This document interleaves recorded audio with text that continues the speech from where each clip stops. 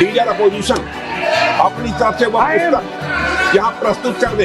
किस पुस्तक पे लिखा है वो मैं पुस्तक देखना चाहता हूँ, सदन देखना चाहता हूँ। बिल्कुल नहीं, प्रकाशित ही नहीं, पुस्तक प्रकाशित ही नहीं।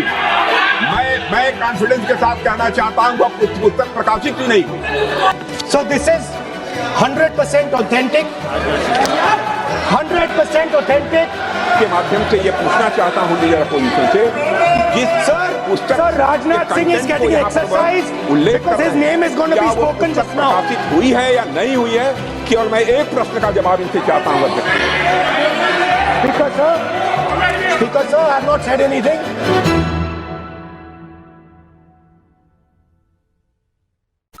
तो ये वीडियो देखिए आपने, ये वीडियो बहुत ज़्यादा वायरल चल रही है। मतलब सब लोग बोल रहे हैं कि राहुल गांधी वर्सेस राजनाथ सिंह हो गया था इसमें।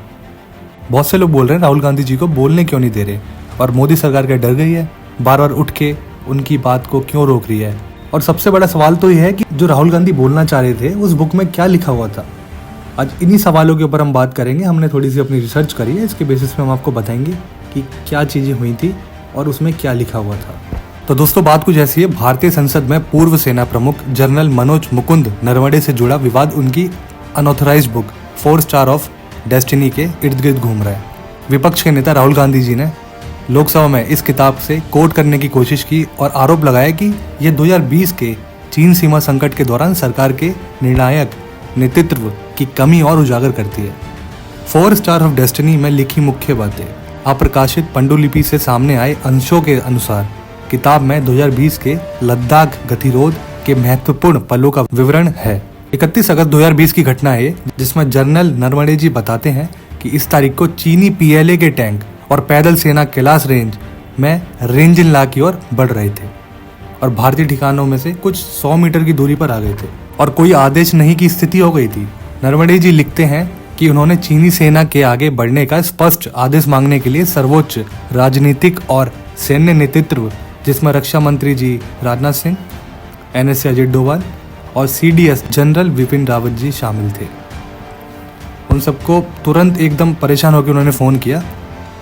इस पाठ के अनुसार प्रतिक्रिया थी कि जो आपको सही लगे वे करें, जिससे संभावित बड़े युद्ध निर्णय की जिम्मेदारी सीधे सेना प्रमुख पर आ गई थी। दोस्तों किताब में कथित तौर पर बताया गया है कि अग्निपथ भर्ती योजना सेना, नौसेना और वायुसेना के लिए अचानक आई गई मुसीबत थी जिसने उन्हें चौंका दिया।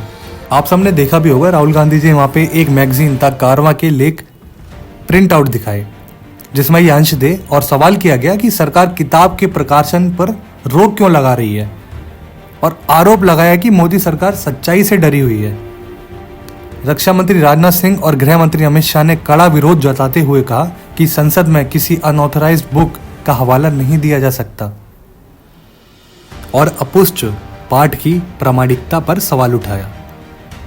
स्पीकर का फैसला वहां पे क्या था आप सबने देखा। स्पीकर ओम बिरला ने आपत्ति का समर्थन करते हुए संसदीय नियमों नियम 349 का हवाला दिया, जो अनऑथराइज्ड और अनऑथेंटिकेटेड डॉक्यूमेंट्स का हवाला देने पर रोक लगाते हैं। बहस में राहुल गांधी जी ने दावा किया कि किताब से पता चलता है कि PM अपनी जिम्मेदारी निभाने में नाकाम रहे, जबकि बीजेपी नेताओं ने तर्क दिया कि सेना को पूरी आज़ादी दी गई थी और विपक्ष सशस्त्र बलों को बदनाम करने की कोशिश कर रहा है। तो जितनी भी ये चीज़ें हुई हैं इसके बेसिस पे आपको क्या लगता है कि बुक पब्लिश होनी चाहिए थी, जो राहुल गांधी जी ने बात कही वो सही थी, या राजनाथ सिंह ने जो चीज़ें बोली वो सही थी? जो भी आपको लगता है कमेंट में आप बताइए, क्योंकि कमेंट सेक्शन आप ही के लिए है। और ऐसे ही और ज़्यादा वीडियोस देखने के लिए हमारे चैनल सुप्रीम चर्चा को सब्सक्राइब कीजिए ताकि आपके पास जल्दी से जल्दी नोटिफिकेशन आ जाए। तो मिलते हैं नए एक और वीडियो में, तब तक के लिए जय हिंद, भारत माता की जय।